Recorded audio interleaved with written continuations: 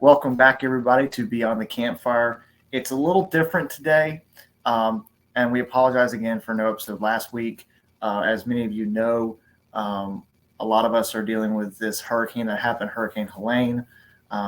Right now, I'm actually at my in-laws. That's the reason why I'm in a different setting. I know it's usually where's Steven and not where's Will. And I might sound a little different because I left the microphone at home. But yeah, me and the wife, we're doing fine.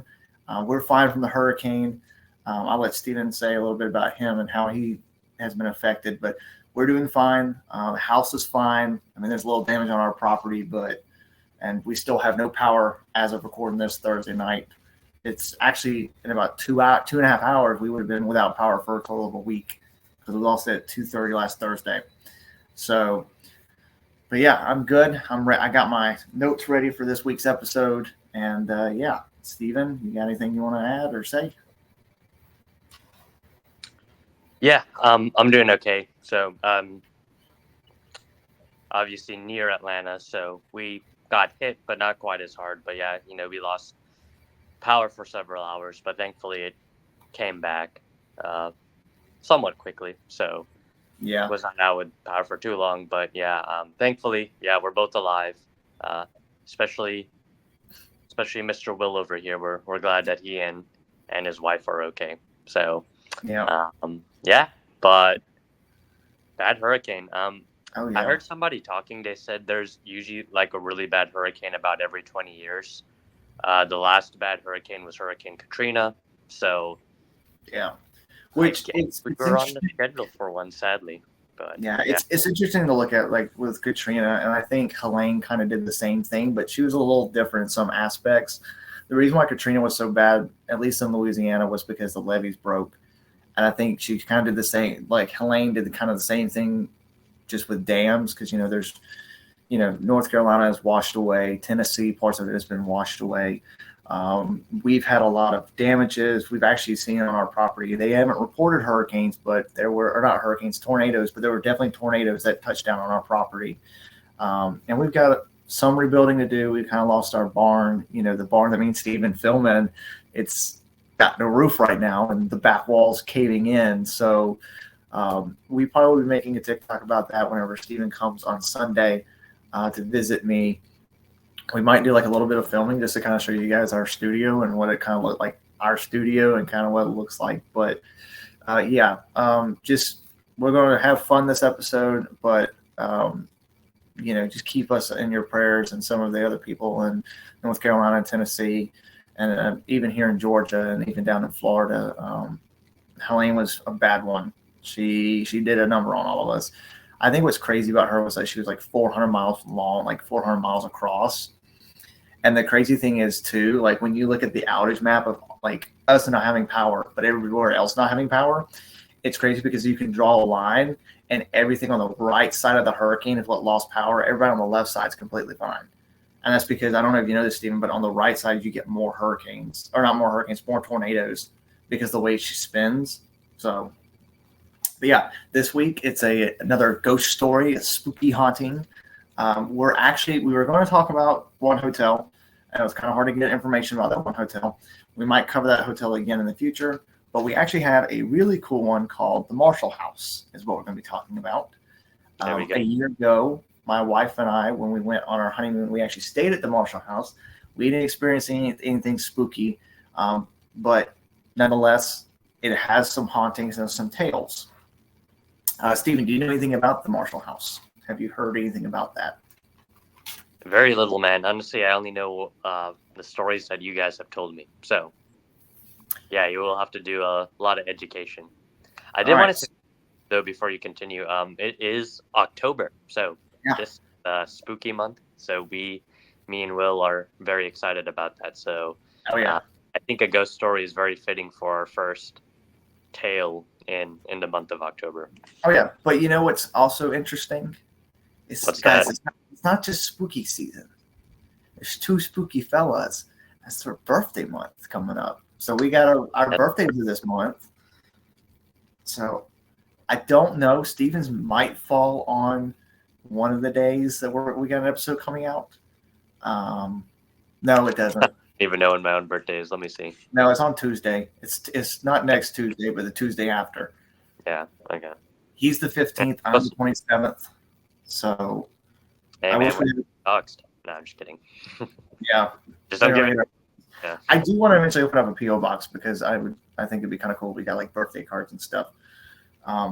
Haley, if you're watching this, because you're obviously watching this to get clips, if you don't get me and Steven like a birthday card, we might fire you. We're gonna hold that over you, okay? Anyways, so I'm gonna break this episode down kind of two ways. We're kind of gonna go through parts of the history, and then I have kind of two separate notes. Okay, this one is all about the history of the place. This one's all about the ghost stories of the place. And there's some interesting things. But we're going to go through the history a little bit, and then I'll kind of take you through some of the ghost stories because there's some really cool stuff here. And I have some photos on my phone too of some of this stuff. All right, so this place was open. This hotel was opened by a lady by the name of Mary Marshall. She had several properties in Savannah, Georgia, which is near us, obviously, which she had throughout the mid-1800s. But the most iconic one she owned is the Marshall House Hotel in 1851.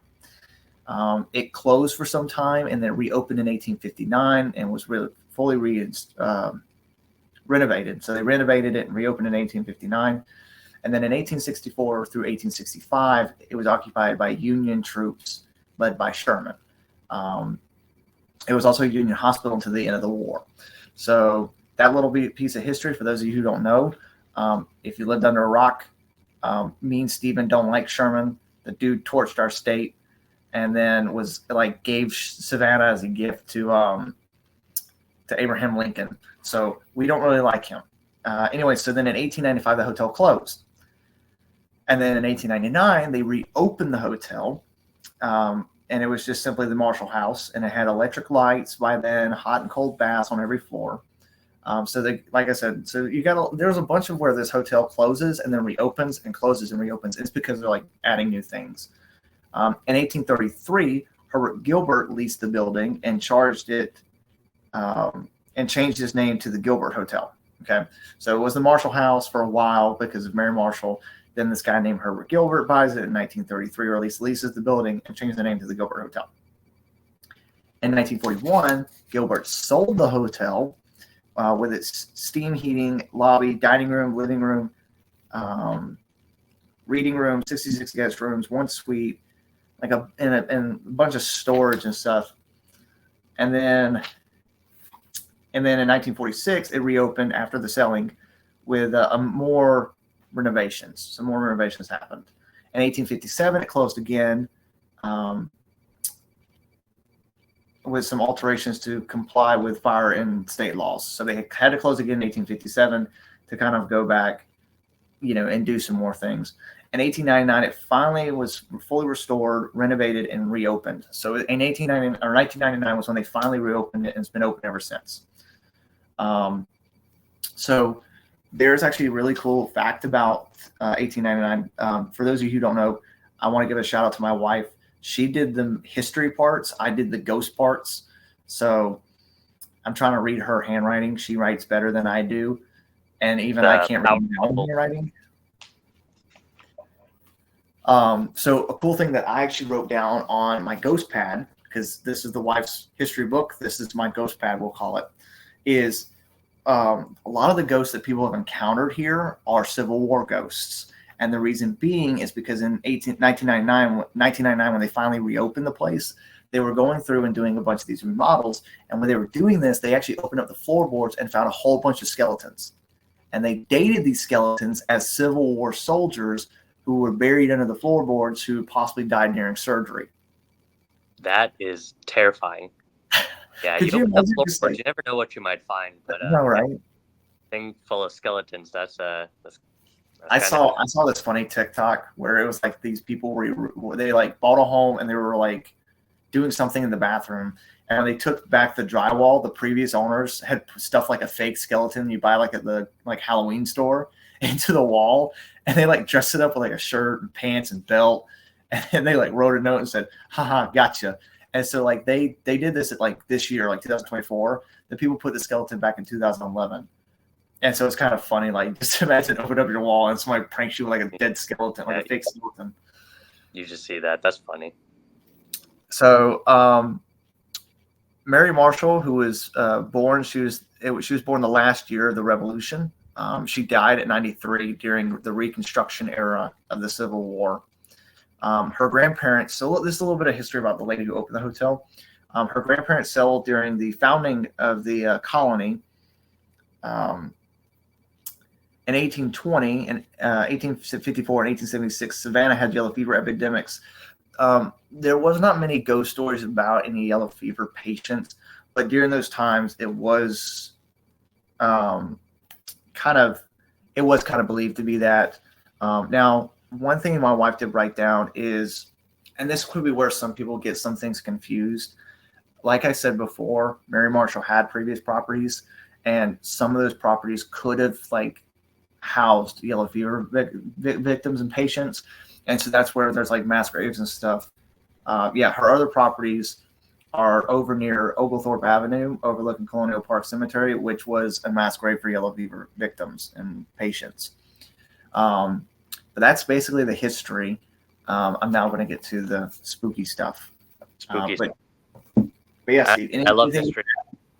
I am nerdy in that way. Well, there's a lot of ways I'm nerdy, but man, do I love my history. So good stuff. So, I had a few differences before. Well, I mean, I know you're about to get to the spooky stuff, but kind of a cool house and what all the stuff that happened there. So, all right, spooky stuff. Let's get to it. First off, people have actually seen so like I told you, there's Civil War patients. Some people have actually seen amputees walking around, like kind of walking vacant aimlessly around the hotel.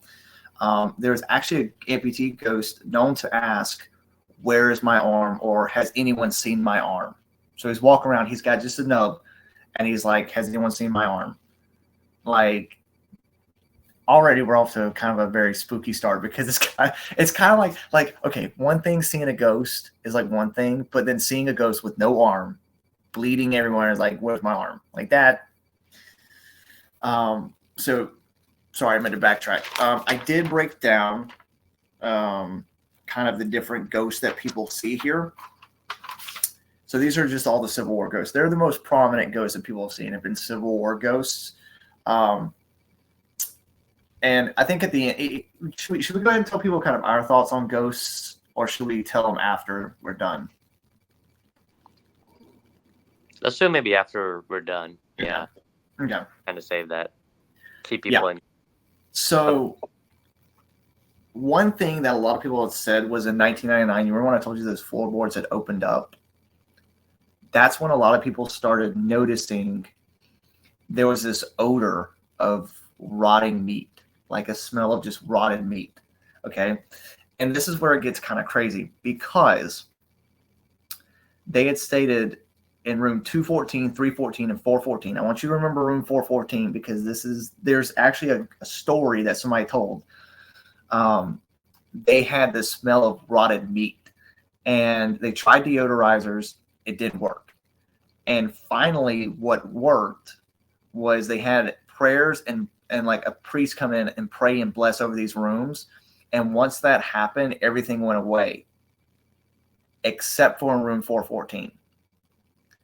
Which is so bad, like it smells and feels off. Like the staff are so traumatized by this room that if they have to go in there to clean the room, they have to play gospel music just to clean, because of how freaked out they are. And they say once they play this gospel music, it quiets down and everything feels fine. And what's actually 414? The room 414. So we might have to stay in room 414. Okay. What happened? I don't know. It could just be like it might have been like housing for sick soldiers, whatever. But for whatever, that room continues to be weird. It continues to be active, even though like 214 and 314 got blessed and the smell stopped and the weirdness stopped. 414 for some reason just did not take the medicine like it should. what's crazy is because I'm going to have some actual stories from actual people. So on the Marshal website, like the actual page of the Marshal house where you book your room and everything, they have a section talking about their hauntings. And that's where people can like leave ghost stories. Most of what people have left didn't see anything except this one person. And like I told you in room 414, they were staying in room 414. And it starts. My daughter and I had a blast staying at the Marshal house. We stayed in room 414, which is reported to be haunted.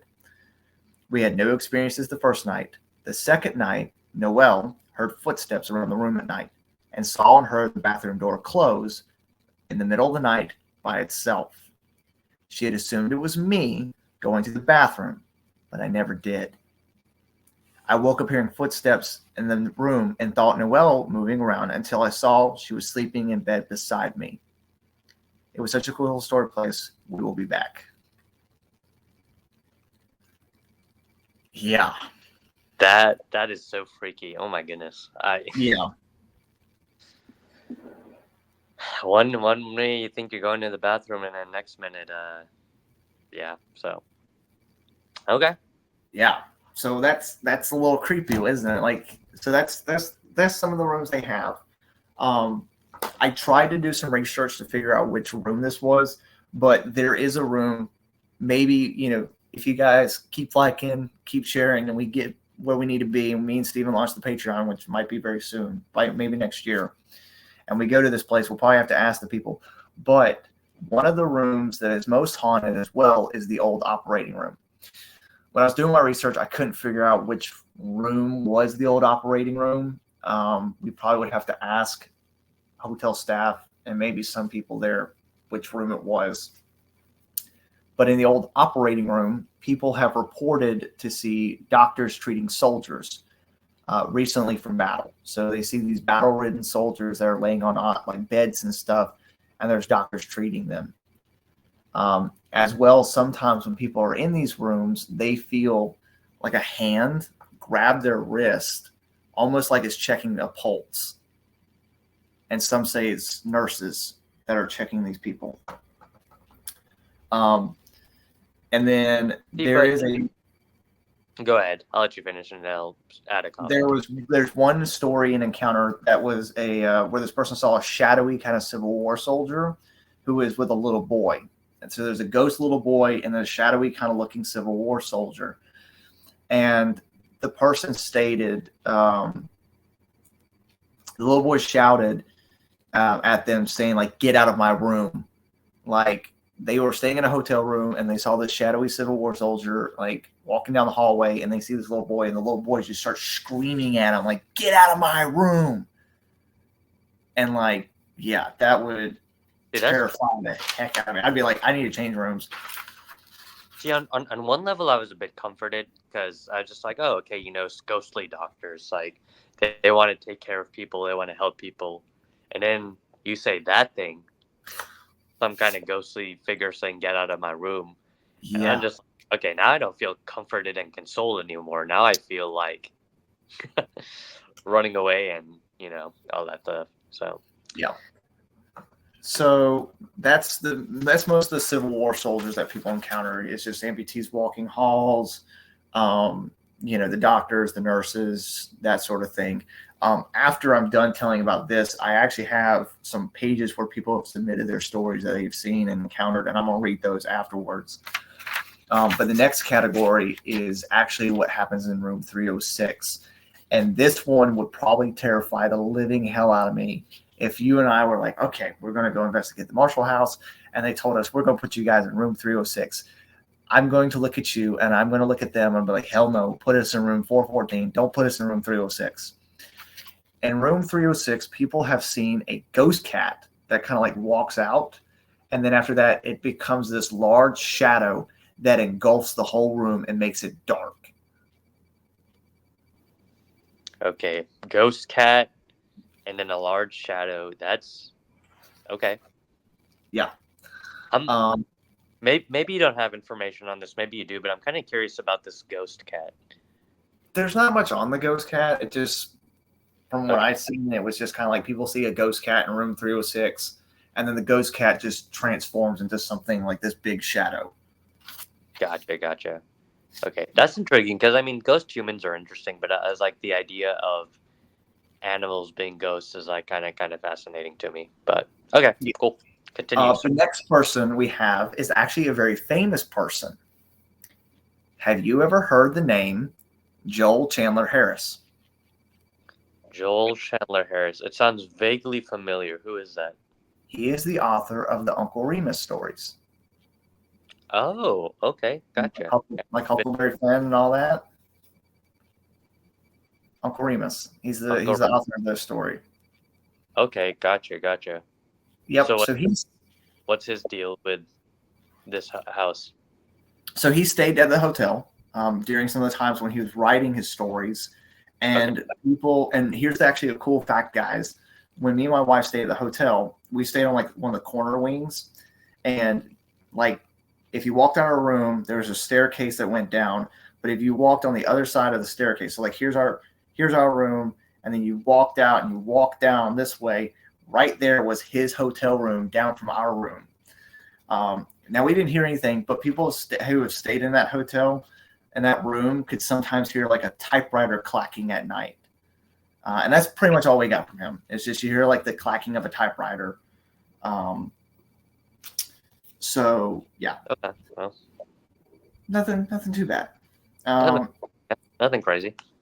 Yeah, now here's where I'm gonna get a little creepy with you, because it like okay, shadows and black cats, spooky, right? Yeah, seeing the amputee guy walking around, kind of spooky, a little bit.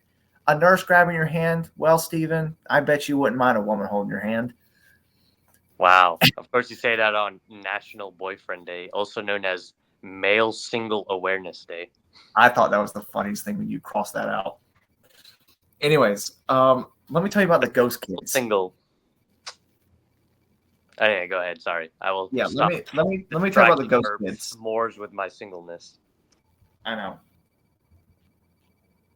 Okay, sorry, the fan is moving, so it sounds very eerie right now as I'm talking about these ghost kids. So there's these ghost kids, and people have seen them laughing and playing, and just basically being kids up and down these hallways. Some can be seen skipping and playing during the evening. Let's see, like a bunch of marbles. Like the sound like somebody playing marbles can be heard down the hallway. The sound of somebody bouncing a ball down the hallway can be heard in the evening hours. One time, guests woke up in the middle of the night, like midnight type evening, to the sound of like what it sounded like a large family walking down the hallway. And so they like walk out their door and like, who the hell's stomping their feet down the hallway? Nobody. Kind of spooky. I actually have a very, very spooky story about a ghost kid that I wrote down that I wanted to mention, because this is a story that's going to kind of tie in here, and beware, because this one's going to be creepy. Okay. A guest named Christopher recalls, my fiance and I stayed at the Marshal house for one night over the summer. At the time, we didn't know its history and just saw that it was a cool hotel for a pretty inexpensive price point on Expedia. That night, laying in bed and watching TV, we heard what we assumed were families out in the hall. It sounded a lot like children running around and people talking very loudly, which was odd for 12 a.m. However, when I looked, there wasn't anyone there. We heard the same sounds immediately until we fell asleep. I wouldn't call the experience scary, just weird. So that's that encounter I told you about with like the people hearing like a loud family stomping down the thing. But now this is where it's going to get kind of creepy. I think I meant to say that. I meant to read the one below that, but there's that story to kind of prove that somebody had encountered a large family. This is the one that would terrify the hell out of me. There's an infamous story about a mother and son who stayed at the Marshall House Hotel. The boy's mother was in the bedroom and her son in the bathroom playing and talking to himself. Her son then came out of the bedroom crying, and she asked him what was wrong. And he replied, "The boy bit me." Confused, she asked, "What boy?" And then said, "The one who was playing with in the bathroom." The boy's mother quickly went to look in the bathroom and didn't see the boy of whom her son spoke of, but when she looked at her son's arm, she found that there was a bite mark. All the color immediately washed away from her face. She later found out that this was not the first case of strange bites at the Marshall house. There have been other guests who have been inflicted with a child-sized bite mark that was done with so much force that each time a bruise was left, and each time the bite mark was on a spot of the body that would have been impossible to reach unless said person was a contortist. Little ghost boys biting people. I don't think it gets any creepier than that. Hey, it takes ankle biter to a whole new level. For sure. Apparently, some people are kind of into biting. Not me, but I think Diddy's into kids biting him. oh my goodness, yeah. Hey, I had to Anyway. drop the. He had like 1,000 bottles of baby oil or something. That was Yeah. really. And you know what's funny? So for those of you who don't know, obviously I work on a farm. Like I live on the family farm, and we work cattle. And so we have, during the summer, for us, flies are bad. Like flies get all over the cow. You have a white cow, it turns black. It's just covered in flies. And so what we do is we have this device, and you got like two posts, and in between kind of swings this piece of fabric. And then what we do is we'll go to like Goodwill and buy like an old hoodie or something that's like $2. And then we'll string it up on that so that, you kind of got this hoodie, and then it's got like that flap where like, it would be on your body. And then we put like fly control stuff on to the back rub is what it's called. It's called a back rub. We put fly control on that. And then to kind of help with the adhesion of the back rub and such, we apply baby oil. And so my grandfather, I've gone into, the Dollar General or the freaking CVS to get like 5 bottles of baby oil to put on a back rub. And now I'm like, I can't do that anymore because Diddy ruined it for the rest of us. I can't go in, and I remember going to CVS one time, and the lady remembers me because it's our small town CVS, or Walgreens, so she knows everybody walking in there. And I had to go in there and buy baby oil, and she probably thought I was going to have a Diddy party. And now every time I go in there to like get anything, like I need to go in there for melatonin one night, my wife needed Unisum with her pregnancy, and the lady goes, "Not having baby oil this time?" I'm like, no. And now, like, I'm a dad, and like I'm scared to go in there and I'll buy baby oil because I'm scared of what people are gonna be like thinking. Thanks, Diddy. Yeah, I know, just ruining a lot of things for us. But yeah. Anyway. All right. So I've got one more kind of ghost that is seen, and then I've got a couple of stories, and then me and Steve are going to break down our thoughts on this and kind of probably tell you guys some of our views on ghosts. But another ghost that has been seen has been Mary Marshall, of course. The lady who opened the hotel. Sometimes people have seen her walking the hallways, and I think there's one story that I might read where somebody was sitting there, and they're like, it was either a kid or I think it was a kid, like looked up at this painting of Mary Marshall that sits behind the front desk, goes, "That's the lady we saw in the hallway." So Mary Marshall is known to roam the halls. There you go. There you go. So now I'm going to read a couple of stories I have here of some people's encounters that they've had. And one cool thing is that we'll if like obviously me and Steven, when we decide to do our Patreon idea, for example, we're not just going to go look for cryptids because that could kind of get boring and we might not actually catch cryptids. But I have a feeling that if we go to some haunted locations, some things will happen. And I'm going to say this now because probably it will be brought up again when we go stay at the Marshall house. I'm not the only person who stayed at the Marshall house. I didn't encounter anything, but our audio guy, Jared, he stayed at the Marshall house before and has actually had an encounter at the Marshall house. So I wish we were in our studio and, he was just sitting back behind us, like off to the side with his like tech and everything. And like, he could talk in and tell us his encounter story. Cause he's told me it and it was pretty spooky for him to encounter that. All right. So I've got 3 stories here. All right. So, let's see. So the first one says, we recently spent several nights at the Marshall house and had a couple of experiences, unexplained noises and smells in our room and outside in the hallway, which brought about some unsettling, eerie feelings. We were told the floor and room was haunted. Our room was on the 2nd floor with a courtyard view. So when he's talking about a courtyard view, so in the middle of the hotel kind of was where everybody had breakfast, and it was kind of like this indoor kind of courtyard area that we would eat at for breakfast. We too heard the marble rolling sound. So remember I told you about the kids playing marbles. And hubby swears he was awakened by what he said sounded like a child giggling in the sitting area. But when we turned on the light, nothing was there, and he just figured that perhaps he was just dreaming. We really enjoyed our stay, but there was an overall sense of spookiness, and it was as though we were waiting for something to happen at Warp Pier, probably mostly due to all the hype that Savannah has about being a very haunted city. So, yeah. So they mentioned about so some of the rooms are kind of suites. So you'll have like a bedroom and then you have like a sitting area. So they heard a kid giggling in their hotel room. And I'm like, hell no, man. So, but yeah, by the way, them talking about like having that feeling of there's something being eerie. My wife and I, we love history.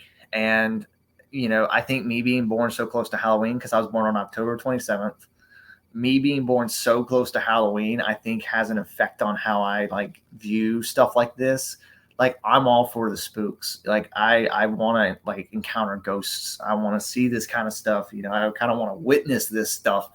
And I have like an overall that kind of spooky vibe. And I think it's just because I'm so born close to Halloween. But like when we booked the hotel, like I was like, okay, cool. It's got history, cool, and it's got spookiness, cool. Both of us can be happy. And I definitely could say. I remember waking up in the middle of the night one night. I don't think anything happened, but I do remember waking up in the middle of the night. I don't know why. Maybe I did hear something and I just don't remember. But yeah, it has that feeling. And I'll mention about Savannah real quick. For those of you who don't know about Savannah, Savannah is one of the most haunted cities in the U.S. And there's a reason it's the most haunted, and it's because it's literally built on the dead. Because what Savannah did was when they first started out as a colony, they buried the dead people outside of the city. Well, because Savannah grew so quickly and they had to expand, they didn't bother moving the bodies. They just moved the tombstones. So where you're walking in Savannah, you're literally walking on dead people. And because of that, that's why they say it has such an atmosphere to be haunted. Crazy times, man. I tell you. Oh, yeah. So I got two more stories and then we're good to wrap it up. But the next story says, I never got much sleep while we were there. I always felt very uneasy and utterly creeped out at night in my guts and could not rest. Did hear some strange noises in the hall late at night around 3 a.m. or so. What sounded like a hard rubber ball rolling along the hallway and bouncing also what sounded like a marble rolling and bouncing. Also a very loud crash in the hall, 3 a.m.-ish, almost like a body falling and hitting the floor, and no one was out there. We also heard what sounded like walking around on the floor above us, but there is only the roof. Also, very also unnerving feeling of being touched while in bed at night, and I was completely awake, touched on the inside of my lower leg / ankle and buttock area. This made me nearly jump out of bed more than once. On the last night we stayed there, we noticed a strange smell in the room and the bathroom that we could find no source for. It was almost like a burned flesh smell combined with a slightly sewery odor. We'd like to hear from more. We'd like to hear from more people who have had strange or otherworldly experiences at this location. Yeah, that like being touched in the bed thing, man. Yeah, I mean, I don't want to be touched by many things, but yeah, especially a dead man. So listen, the only thing that should be touching me while I'm sleeping is my wife, and that's it. There you go. But that's that. Like, have you ever been like that as like as a kid? I think I even do it as an adult. I don't like hanging my feet off my bed at night. Yeah. Like I don't like doing that. I don't know what it is. Because something could grab you. I know, and then pull you under. Have you ever seen that movie, Little Monsters? A long time ago, yes. Yeah, I with what's his name? Was on Deal or No Deal. I don't remember. I think his name, the bald guy. I could look it up real quick. Let's see. Yeah. Anyways, I remember that movie because I can remember the whole. If for those of you who don't know Little Monster, it's a 1990 movie with Howie Mandel. That's his name, Howie Mandel. That's right. And he plays this monster, and so like the bed is like a portal to like a monster world. And so the thing is once daytime occurs, the portal to the monster world is sealed off. So that's why like at night when you're like scared to look underneath the bed, But then when it's daytime, you look underneath there, it's all fine. It's because like in the movie, it's like there's a portal, and like they apparently even like can come out of sleeper couches, sleeper sofas. Because I remember there was like the boy, because like he pissed off one of the monsters because he kept hanging out with Howie Mandel's character, who was a monster, and he pissed off like the main bad monster. And like to protect himself, he cut off all the feet off of his bed to make sure it stayed on the ground. But then they were able to come out through the sleeper sofa. But anyways, last story we have here, and then me and Steven will kind of tell you our thoughts, our feelings, and everything. Stayed here for 2 nights in a superior king room. Bed was very comfy and breakfast good, though the coffee wasn't great. I don't mind burnt coffee, so I thought the coffee was good. Neil, the concierge, is a little treasure, recommending places to eat and booking our Charlie tour for us. I have to say that I was worried about the ghostly activity mentioned in some previous reports. I'm a scaredy cat, but my other half was excited about something unexplained happening. The first night we slept right through. The second night I was woken from a deep sleep by a loud whirring noise right by my ear. It even made my hair move. We could then hear what sounded like drums from a marching band for a while before it faded, and we went straight back to sleep. Bizarre. Bizarre. Strangely, this hasn't put me off returning to this hotel. Savannah is a beautiful place, and I wouldn't want to stay anywhere else. And then the last thing is the sightings are endless and supernaturally unexplainable. So those are just a few encounters that I found online. But yeah, guys, that's the Marshal house. That's the hauntings. And hopefully Steven and I on our Patreon will eventually go there and investigate it. It's a really beautiful hotel, guys. Dream, right? I know, right? Hey, it's a really beautiful hotel, guys. Don't let the ghosts put you off. If you like spooks and you like history, definitely a good place to stay. I had fun staying there with the wife. We stayed 2 nights. Or was it? No, it was 3 nights. We stayed 3 nights, and that was fun. We stayed Sunday night, Monday night. No. We stayed Sunday and Monday night. We came back Tuesday. But yeah, so that's the history for you.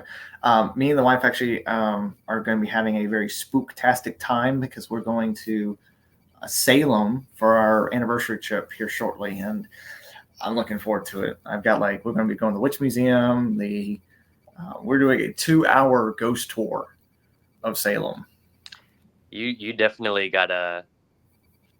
Hey, maybe you record an episode with her up there. I don't know. I know, right? That would be kind of cool. Yeah. And that could either.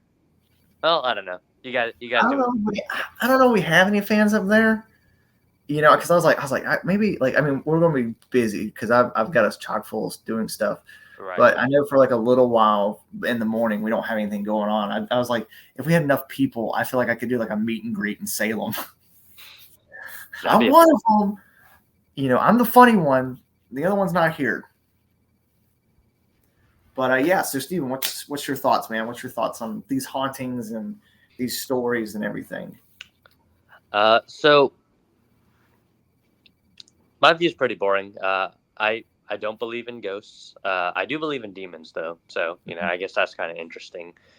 But all the stuff that has happened in Savannah, I am a believer. I believe that there are some weird paranormal activities going on in Savannah. I've been to Savannah several times. I haven't had any spooky encounters. But I know several of my friends that have had spooky encounters down there, and I've never been to the Marshal house, but, you know, if I went there and me and Will are purposefully trying to stir up something, I'm sure we would get exactly what we're looking for. So yeah. I'm a little bit different than Steven with my thoughts on the supernatural. But we both have the same Christian faith to where we don't believe in purgatory. We believe you go to heaven, you go to hell. However, I do feel there is stuff that can happen supernaturally that is not demonic. And I think what it is what I believe in something I call the footprint theory. And I think that when we die, you know, our soul goes to heaven or it goes to hell. But I do believe that when we die, some of us could have an energy that is left behind. And so that's why, you know, when you see a soldier walking down the hallway asking you where his arm's at, I don't think the soldier is truly trapped there. I think what it is like, you know, when you walk down a beach, you leave a footprint in the sand. I think that sometimes when we die, we can sometimes leave a footprint in the sand. Sometimes somebody drives by your old house and takes a picture and they can see your face in the window. Or, like these people that feel somebody press on their hand, they can almost kind of feel that energy that's left over. That doesn't mean the person's there, but that energy is still there. Because I think who was it that said like energy cannot be created nor destroyed? Was it? I'm about to make a fool of myself. Einstein? Might have been Einstein. But then there's like somebody who said like energy cannot be created nor destroyed. So when we die, if energy can't be destroyed, where does it go? So that's kind of my thoughts. Like I've had paranormal encounters before. I might talk about it more in depth, but like in Savannah, I've had a paranormal encounter, and I actually had Steven was with me. Actually, do you remember our encounter in the Sorrel Weed House? I sure do. I'll let you explain it. You're there. So I mean, Steven, this might have not made Steven a believer, but I don't think Steven can explain this.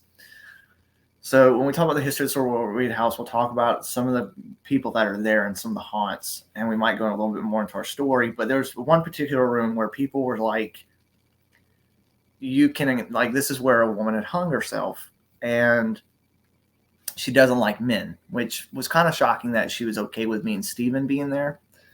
But we had an EMF reader, which is, a device that detects electromagnetic fields.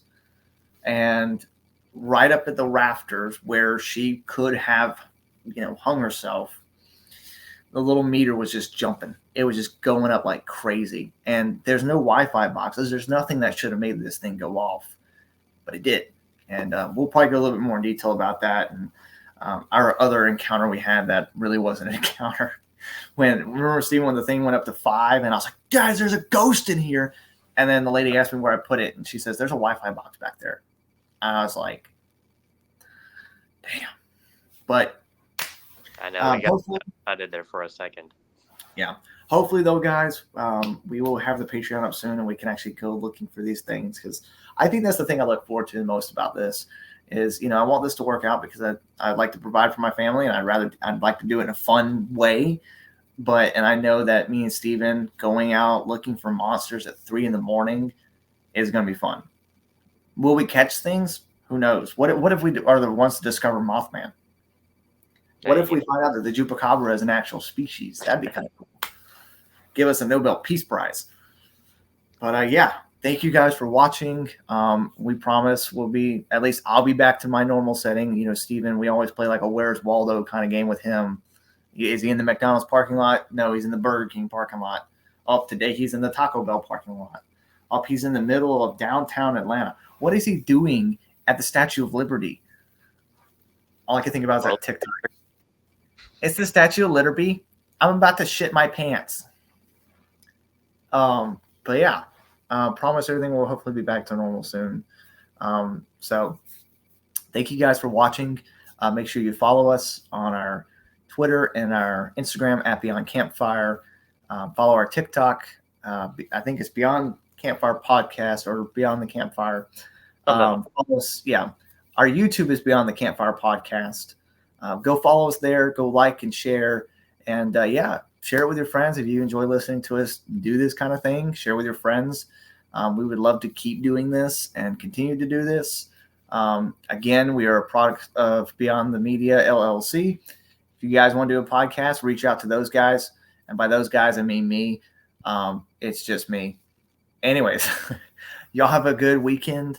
Stay safe out there. And we'll catch y'all on the next one, s'mores.